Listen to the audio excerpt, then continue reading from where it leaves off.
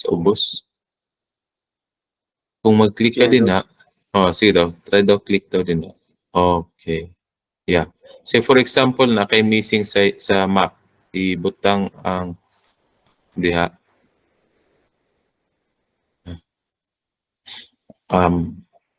Minus sira gud tog isa Sir Cox. Adto sa imong may up data. on the side data. Oh, sa imong data view. I-cancel sana siya.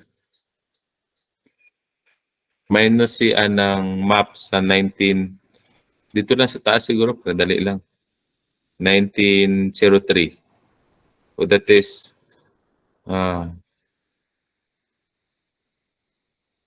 Ganito. ayaw. Katong map lang. Ando. Sa ganyan to. Kana. Kanang map lang. I-type ra gud na sa PICAS dito sa after observation cube. 1856.5 para di ta kalimot. Tapos i-delete na siyang diha sa map. Yan. Sige. Okay. Tapos kana ang missing value. So unsaon nato na siya pag-treat adto ta sa analyze. Tanawon daw nato sa analyze. Map. Okay. Nato na kung ano ni. Diha na ba to? Map na siya. Tapos tan-awa daw ning mga pattern Sir Cox. Diha ba to? Murag kalimot mo ko ato sa to. Sabi, na ko ning module.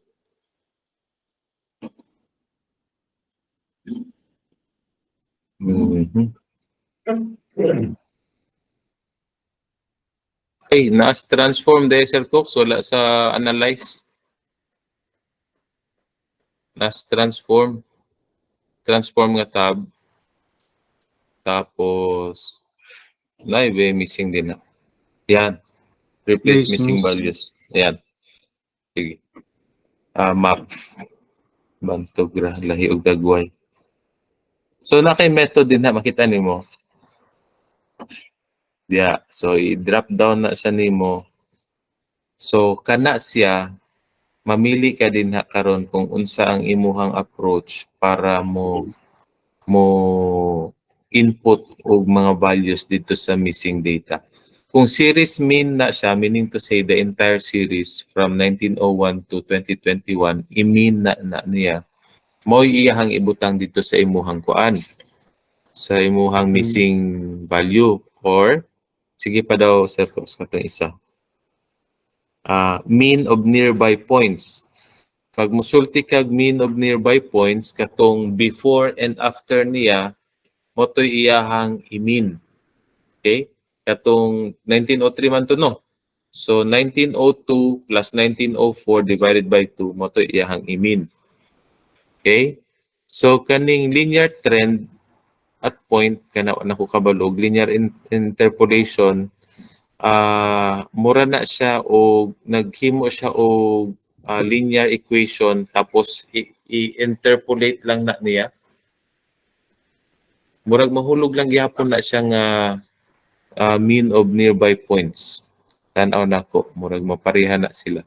But anyway, so i-try daw ng mean of nearby points. Okay? Tapos wait ha, new variable, kita ka sa new variable, map underscore 1. So din ha karon ang gi-supply na niya ang missing variable, missing data. Okay, so click OK. Okay. Tapos tanaw na to imong data view. So na kay bagong variable. So map underscore 1, 1970. Tapos dili man siya 1970, ang actual niya is 1856. Mean of nearby points man to, di ba? Kung sa may mean anang 1964.4 o 2022 11.4. If you get the mean of that could be if you get the mean that should equal to 1970.7. Can we do the other one?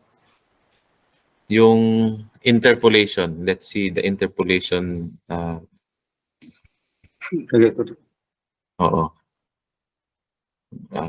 Create time series. Replace missing value tapos interpolation siya. Before that. Yan. Okay. Okay. Wait.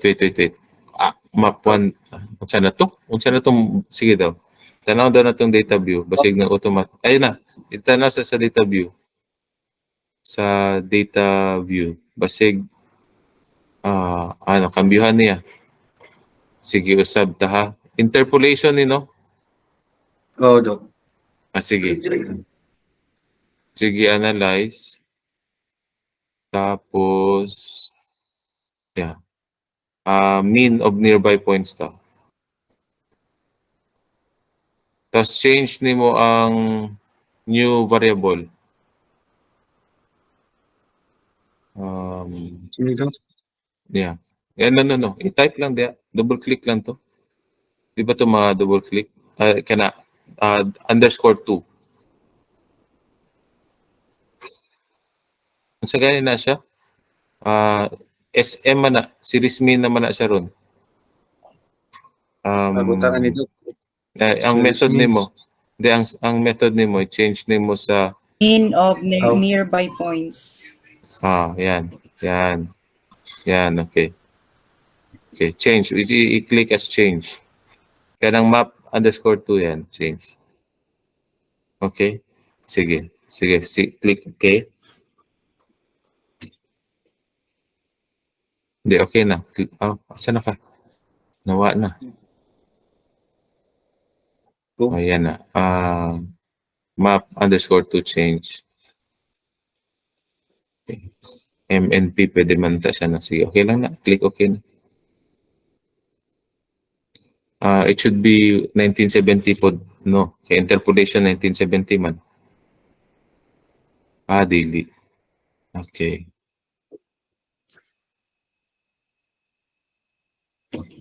What's na ang 1970? Murag series mean siguro na siya ba, no?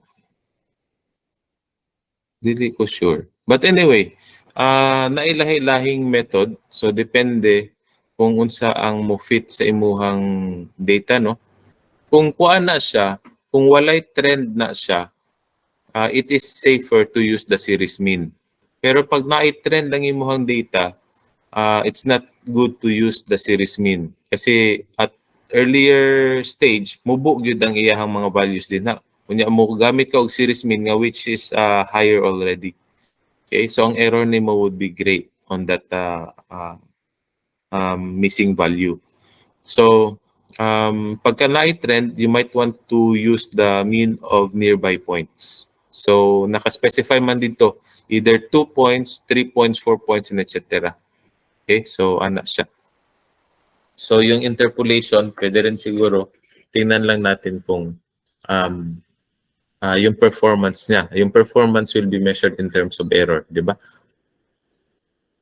So ganun. So any questions on this? This is how you treat the missing data. That's an issue with some of the what is this? Data sets wherein there are missing data points. Ang mahirap lang dyan is a question of how many missing data ang pwede nating itolerate. Some would say around not more than 10%. Yung ibang mga econometric methods, they would still allow even if it is greater than 50% na missing data because they really believe in their approach in providing values for missing data. Econometric methods, there are papers if you want to review. There are articles indexed in reputable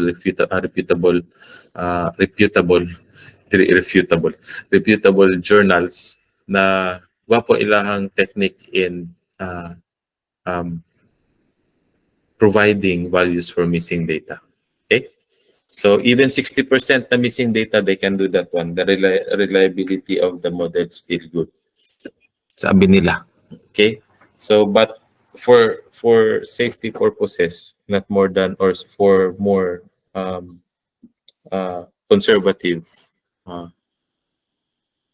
uh, method or approach, not more than 10% of your data pwede nimong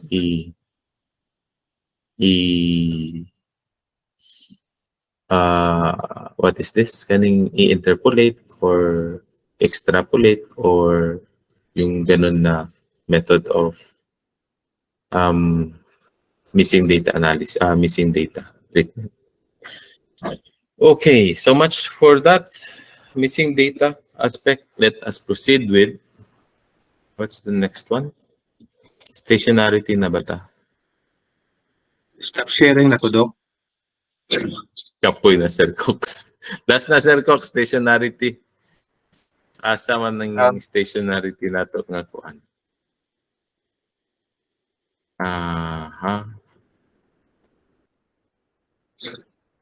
For stationarity, the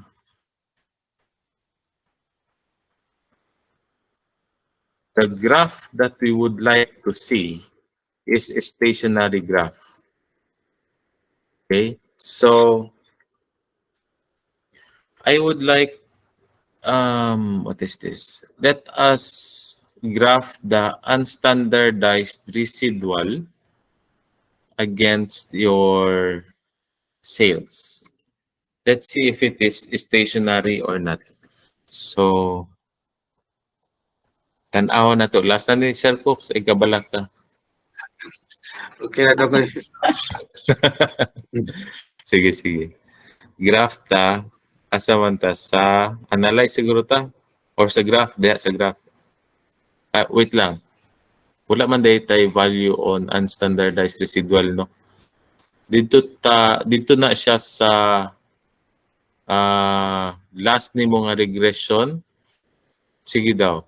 I-run daw tong last nga regression nimo. Kana bitaw na ikuan di Sir Cox, tanggala din na. Kana bitaw na ay murag tapad anang andok nga arrow. Kana kana. Oh. Kana man to, sige, click na siya. Kana ang mga kanang linear regression. Kana siya. And then save. Ato ka sa save. Tapos unstandardized, i-click ng unstandardized residual. Ayun ang predicted kana unstandardized residual. Kana. And then click OK. Continue day. Continue day. Okay. Sige, continue. And then click OK. Kani, this is how we detect stationarity of your data. Okay? So, ato ka sa imuhang data view, tanawa kung naa na tong unstandardized residual. Na. Okay. Na missing. Yes. Puta patay tani. Ibalik sa siguro Sir Cox tong kuan, missing value nga 1856.5 dito sa 1903 para kumpleto na imong unstandardized residual o niya i-run lang to balik, i-rerun lang to. Tanggala sa downing kuan Sir Cox bar 002 o residual _1. Tanggalan na lang po siguro ng sige lang, ayaw lang na tanggalan ng map. Kaya lang. Okay, si rerun lang to. Okay na to. Rerun lang. Dito ka tong box bitaw sa ubos. Rerun lang ng linear regression. Okay na. Click OK. Ato ka sa imuhang data view.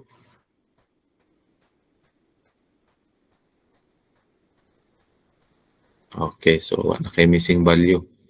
So i-graph na nimo karon ng imuhang residual underscore as y-axis tapos ang imuhang x-axis imuhang year.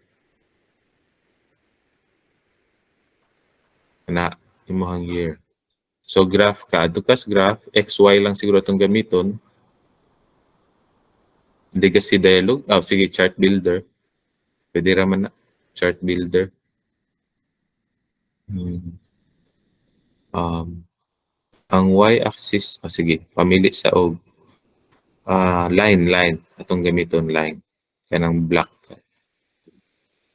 Simple.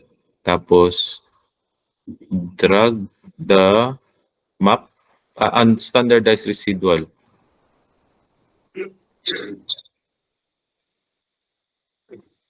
Drag a gallery chart here to use it as your starting point. Click on the basic element.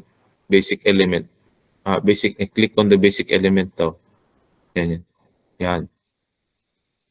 XY.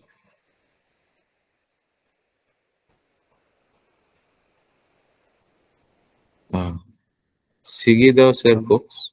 I-click sa daw ng XY nimo. Sino, Dok?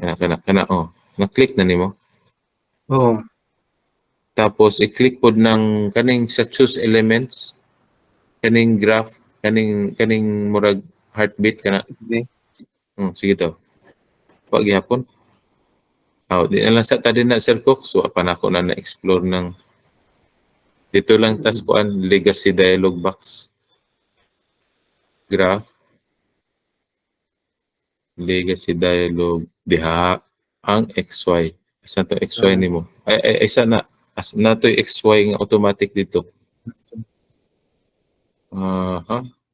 Scatter plot di XY. Scatter plot. Simple scatter lang to. Define. Y-axis nimo unstandardized residual. X-axis nimo year. Year din. Year. Actually, pwede man yata na mag-graph ng unstandardized na. But anyway, sige. So, anak lang sa tab. Okay. So, click OK. Oo. Ay, dots lagi siya, no? Scatter man. Scatter siya, no? Sige daw. Try daw another. Sige lang, makita man gud nato na din dili kuan. Actually, murag stationary mo ang series. Wala siya trend ba? Try daw ng line. Try daw ng line. Simple line. Define. Yan ba siya XY? Siya XY eh. Sige lang. Standard category axis. And then number of cases. Ang year, Dok, ang ikuan. Murag dili eh. Rows and columns. Sige, cancel sa ka din ha. Ibalik nato dito sa regression. Pwede man nato ito i-graph dito. Kanang box ni mo nga. Sige, linear.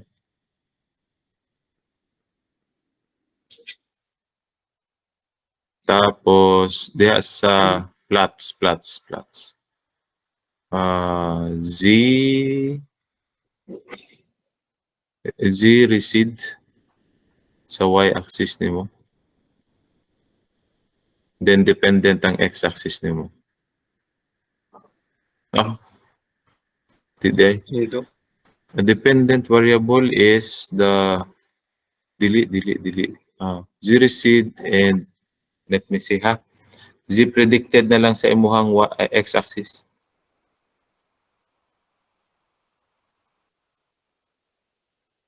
Hindi rin eh. Hindi rin siya dapat Z predict. Standard. Dependent variable is ang dependent variable nimo. Sige, dependent lang sa siguro Sir Cox. Tanggalan ng Z predict. Dependent lang sa X. Tama to. Tama. Z recede ang imuhang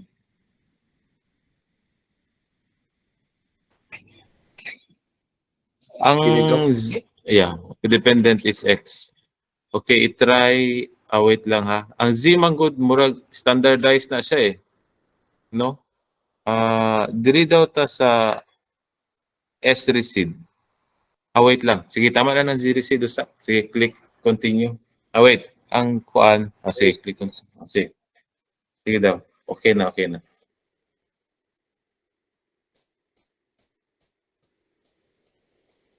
Aha. Di mao. Di mao ang graph nga akong ginapangita. Asa man ako ito gikuha? Check na ko. Hmm.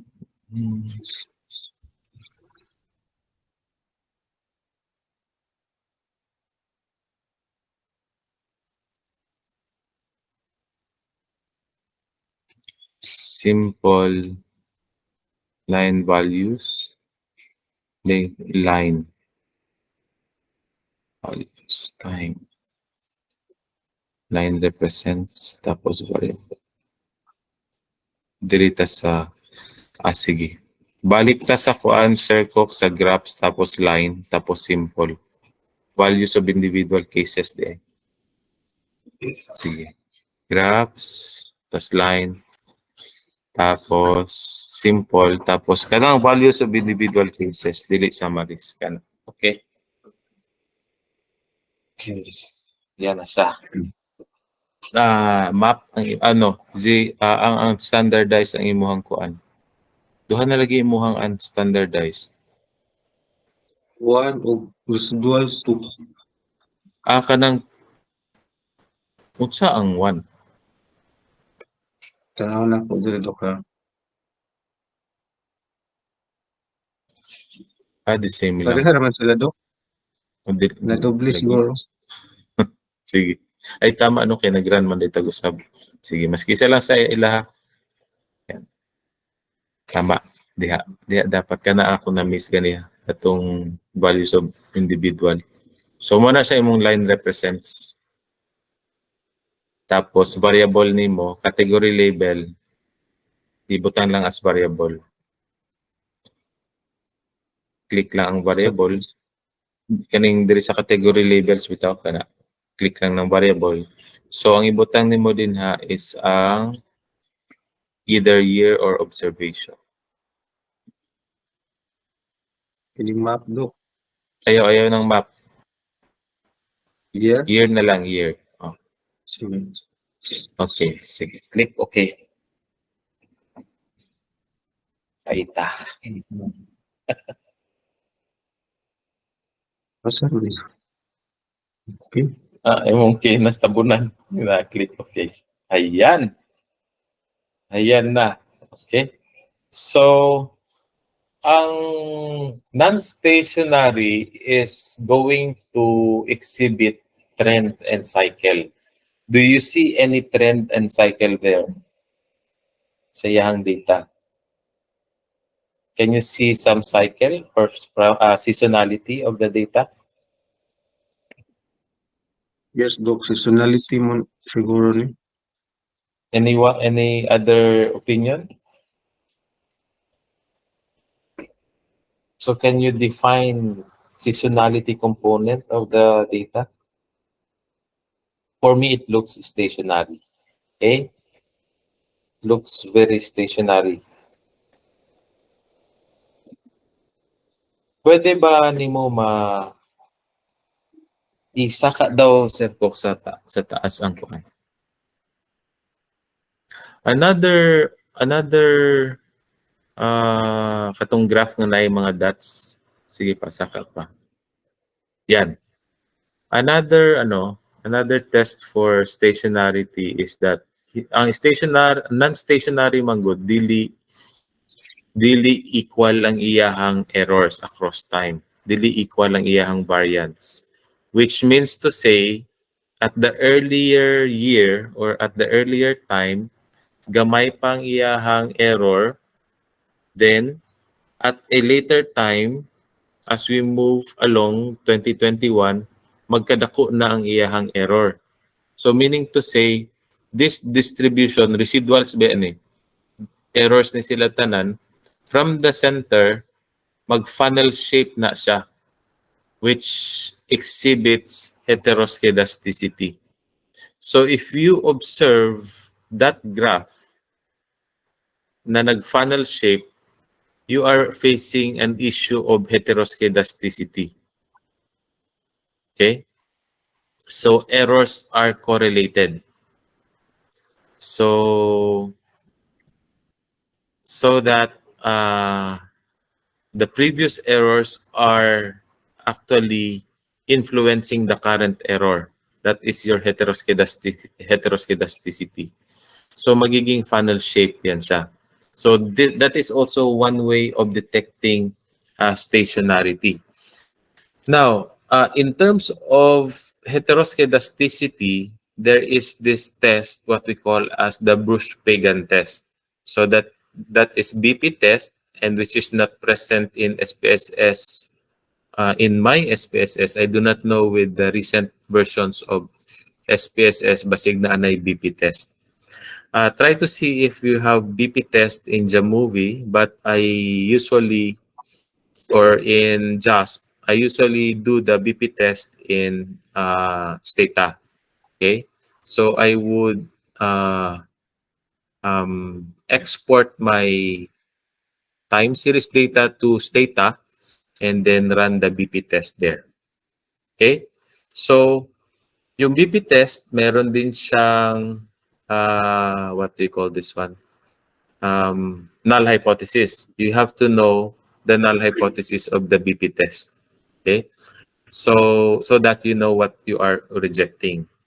Okay, so pwede na before Sir Cox is going to be allowed to stop his presentation, do you have any clarifications and questions on this?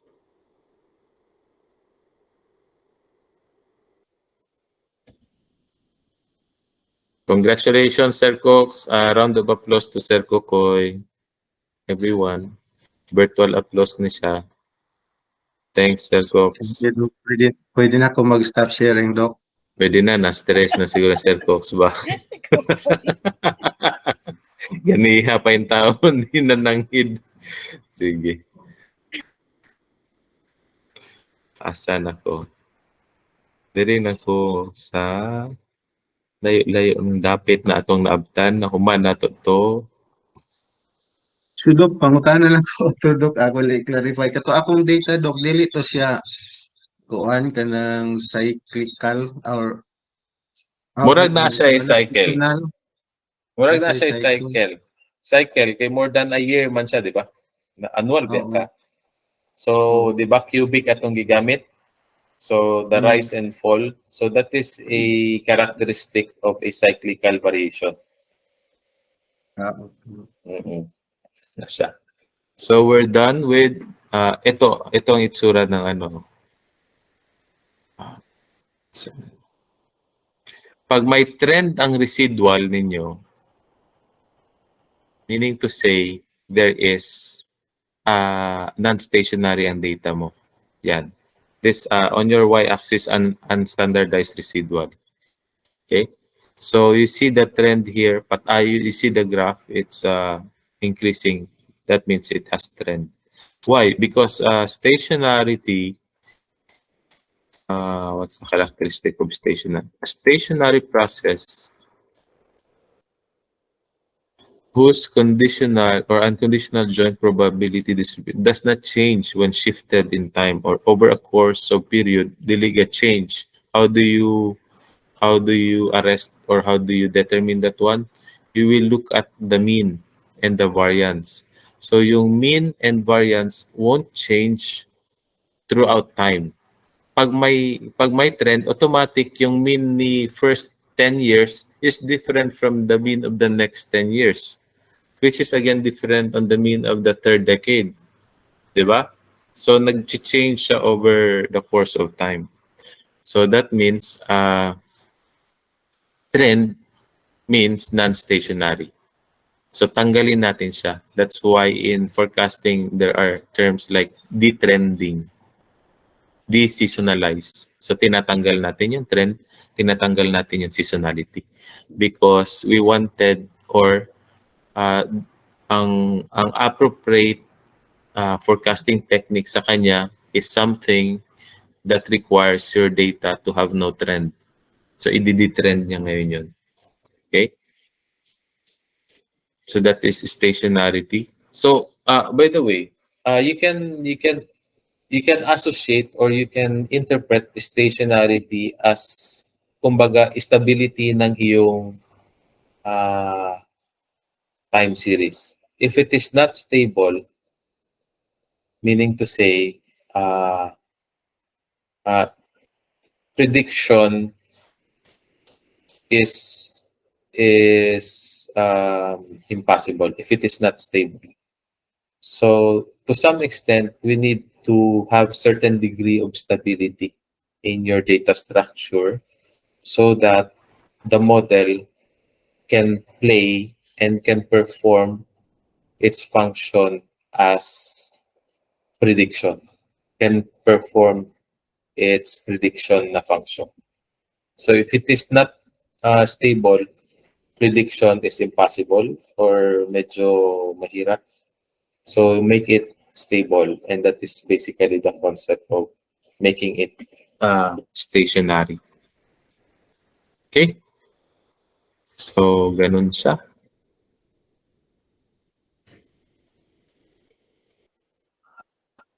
How to make a series stationary? If you are experiencing a data structure that is non-stationary, how to make that one is the fundamental way of doing of making your series stationary is by differencing. Your differencing would range between 1, 2, 3, and so on and so forth. Okay? So, here, wala akong differencing na ginamit. But, you see here, the first order difference is, ito na itsura niya ngayon. Kanina, ganyan ang itsura, so there's a trend. Nung nag-first order difference ako sa sales, ito na ang kanyang itsura. So, meaning to say, gagawa ka ng create time series ka, kunin mo yung difference. Paano ko ba siya ginawa? Yung difference. Yan yung second difference niya. It's more like the graph of Selcox na unstandardized residual. You see that one? You cannot really define the seasonality or the cyclical component or structure of the data as well as the trend. So wala na siyang trend. So when you do the differencing, wala nang trend. So how to do the differencing?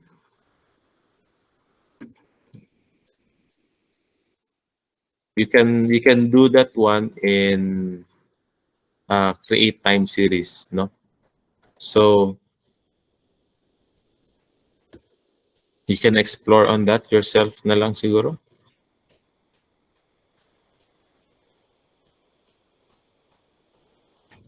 Taas-taas pa ba ni? Taas-taas pa ni siya na. Okay. Yeah. I think we're about to end the module 3.0.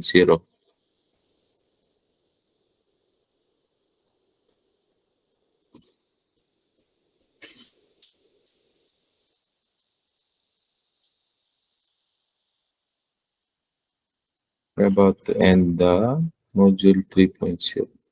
Yeah, I think that's the last one. Because the last one is letting you see the different graphs here. Which one is stationary? So this one has cyclical component and it is not stationary as well as trend. This one seems to be stationary up to this point, but there is this irregular. Sometimes this is because of outlier. Okay, this one has some cyclical component, so this is not going to be stationary. There is this cycle right here. You can also see na meron pa siyang cyclical component. Okay. This one trend, that one may mga ups and downs. This one, what do you think? More likely, this one is stationary. This one is also stationary. This can also be considered stationary in general. But these are all graphical evaluation or visual evaluation of stationarity. The best way is to have a unit root test, which is the Bruce-Pagan test. Okay? So,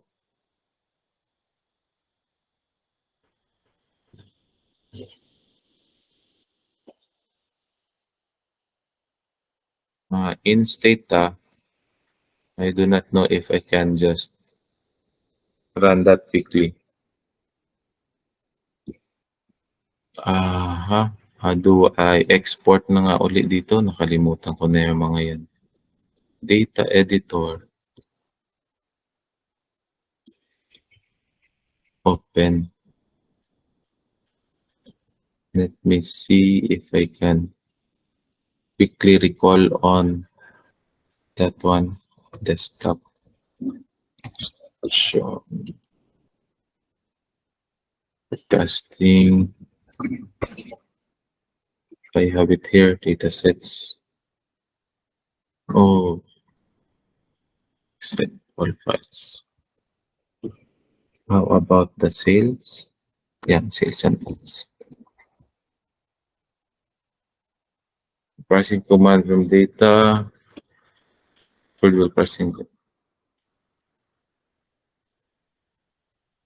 Let me just open that one first in Excel. Kalimutan ko naman paano ito eh. File.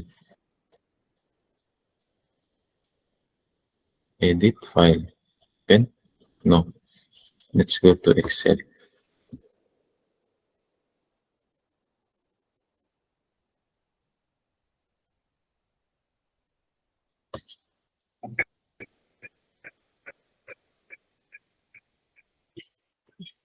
Or pwedeng sa SPSS na lang siya manggaling. Try nga natin po sa SPSS siya manggaling. To be SPSS. Open.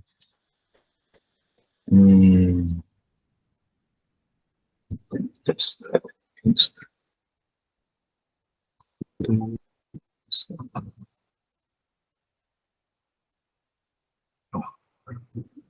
series broadcasting data series. Types. Shut down. I accept. Sales and ads.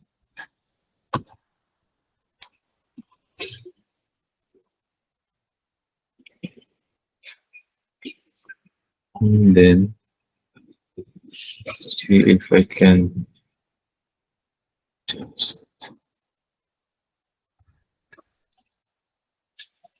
mga ay nako, kinahanglan ni siya mga data management, sales and ads. Sales and ads. Then let's go here. Let me see, open. Let's do the desktop sales and ads.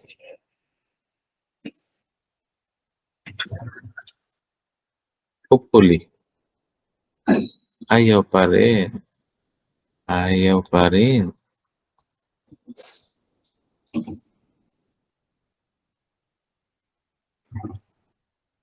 SB yata si Stata. Si ano eh, Stata. Si SB yata ang kanyang ma-recognize. Sana ba si sales? Sales would be second one.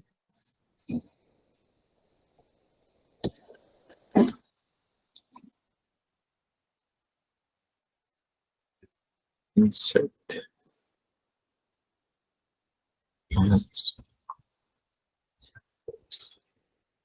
Observation. 1, 2. And then 5. Save us. browse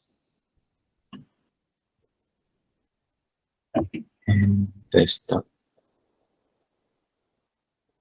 sales and others.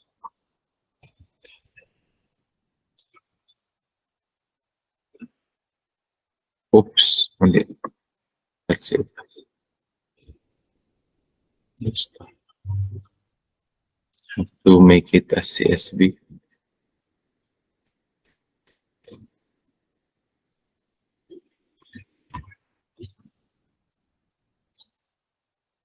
Then let us open desktop, the CSV. Lagot.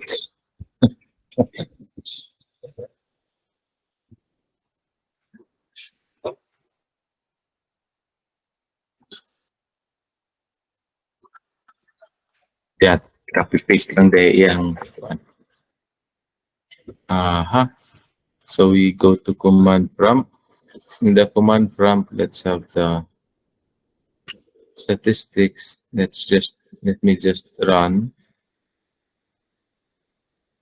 independent variable sales independent variable as observations, and then submit. Okay. So na record niya na yun. Pwede na akong mag-post analysis, post estimation. Dun yung BP test. The post estimation, I think it's in the diagnostic.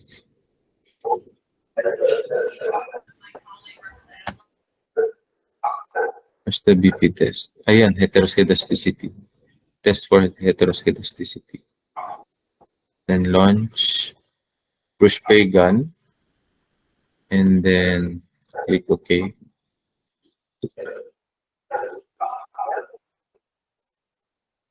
So my BP is high.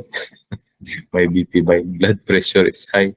No, my probability is less than 0.05. How do we interpret this one? Any interpretations now already for the BP? Let us just conclude our meeting for today for that BP test. Interpretation of BP test. Interpretation of BP.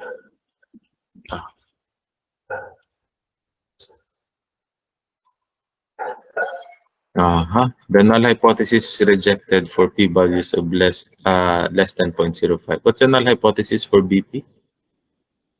That there is a unit root.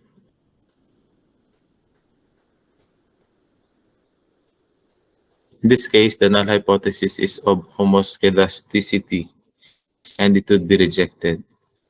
So the BP test, ang null hypothesis niya is not heteroscedastic. Okay? So, pagka less than 0.05, you are facing an issue of heteroscedasticity. Okay, so our case is this less than 0.05? Yes, it is because it's 0.01. So, you are facing, actually, nandun pala yun, no? HO is constant variance. So, we reject that constant variance. Stationary means constant variance. So since we reject that HO, that series, yung sales na yun, is not actually stationary. So if you have this data in U, you can also perform this procedure and check how stationary is your data. This is a more precise manner of checking stationarity of your data through the BP test. Okay. So why? Because the definition of your stationarity is that you have a constant variance. Okay? Kasi pagka hindi constant yung variance mo, meron kang trend.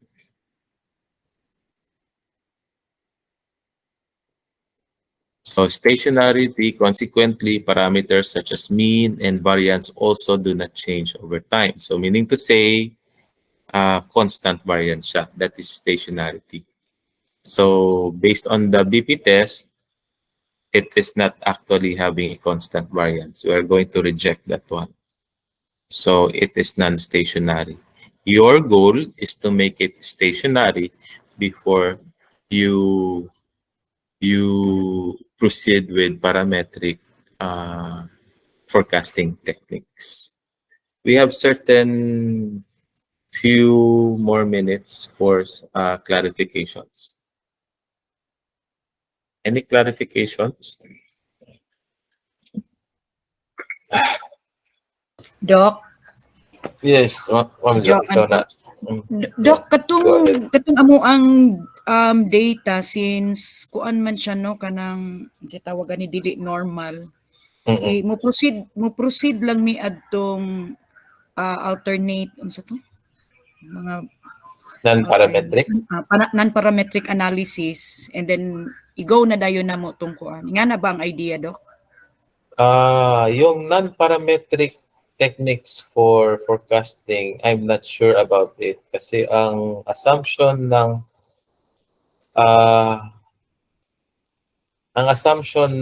SPS is that normal ang iyong data. So, i-try lang. Tanaw na to. I-try o padagan aning stationarity test, correlation, autocorrelation. Tanawa kung mupasar sila. Pero usually, mahagbong gyud siya, masangit gyud siya din pagka dili siya normal, your heteroscedasticity will also second the motion of that result of the non-normal. Okay po. So pwede ra pud siya, Doc, kibali nakita na pud to na ko daan ba nga ngano man ni siya nga labi na katong pag-start 2011. Pwede ra pud to siya i-adjust lang nako ako ang data. Kung sobra ra gid kay siya kaubos di na nako i-appeal. As long as mo meet lang siya sa prescribed number of katong samples and then mag-normalize na iyang data. Yeah, oo. Okay. Oo. Thank you po. Pwede inguna. Kung wala gyud mo'y pamaagi nga man-normalize ang inyong variable, inyong data, there might be some proxy variables you can use. Say, for example, if you are really interested on that variable because of the certain information that it will give you, you might want to use a proxy variable that could also lead to the same information, no? So instead of sticking to that variable not normal, try to explore other variables that will give you a normal distribution. Okay, Doc. Noted. Okay. Thank you. Sige. So any more clarifications on this? I hope you are able to follow that procedure of the BP test. That is very important for stationarity. Kasi that is hindi siya subjective. One good siya. Evidence-based good siya. No? So what else? Doc? Yeah, please go ahead. Can we ask for a copy of the third module po? Wala pa yata sa UVE. Sige, i-post ko na lang later. Thank you, Doc. Any more?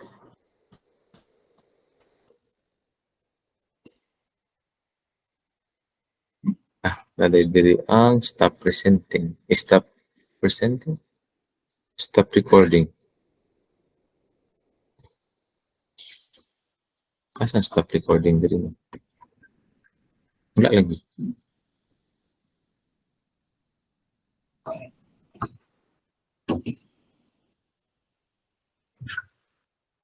Sige. So that would be all for today. See you next Saturday. Bye everyone. Salamat kay Doc. Thank you, Doc. Bye.